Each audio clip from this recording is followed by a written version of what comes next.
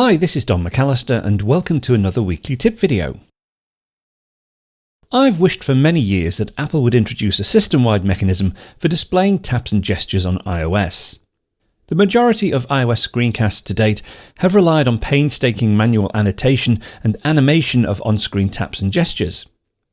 However, with the newly introduced support for Bluetooth pointing devices in iOS 13 and iPadOS 13, we are now able to capture taps and gestures during the recording. So for this tip video, I'm going to give you some pointers on how you can optimize the new mechanism for use in your own screen recordings. So here I am on my iPad, and this will work on both iPad and iPhone.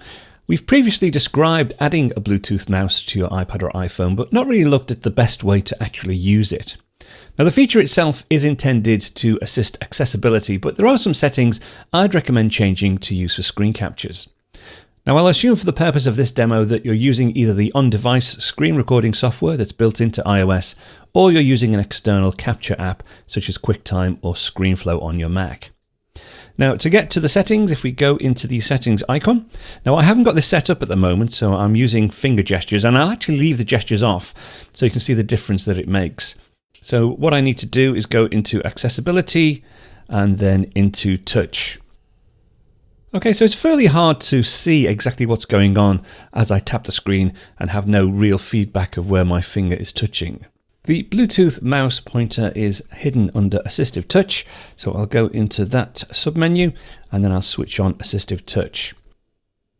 And immediately your eye is drawn to this big black block down in the bottom right hand corner. It will fade out, as you can see, but it's there as a constant reminder that you have Assistive Touch switched on. It's in fact access to the Assistive Touch menu, so you could tap this and pop up a submenu, but in all honesty, we tend not to use this when doing a screen capture. It's really meant for accessibility purposes.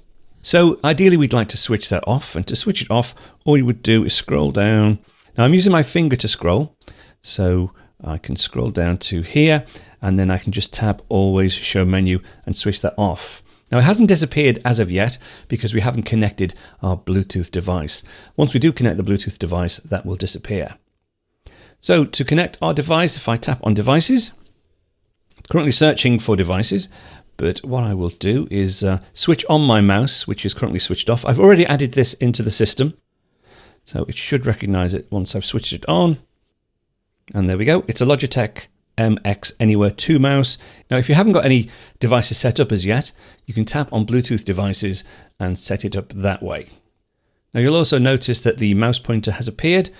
Now that will fade away after I think about 15 seconds, which again isn't optimum. Ideally I'd like it to disappear a bit quicker than that. Moving the mouse will make it reappear. You'll see I can move this across the screen. I can click on a menu, and that takes me back a level. Now, a couple of things here. It's quite large. Also, it's quite erratic. It's quite difficult to control the mouse at this point.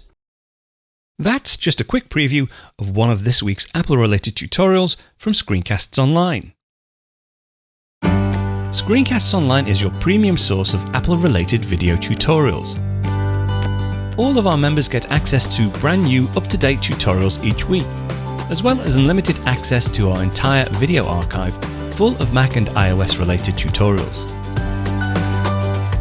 You can stream and download all of our videos on your Mac, iPad and iPhone, and even your Apple TV using the members only Screencasts Online Apple TV app.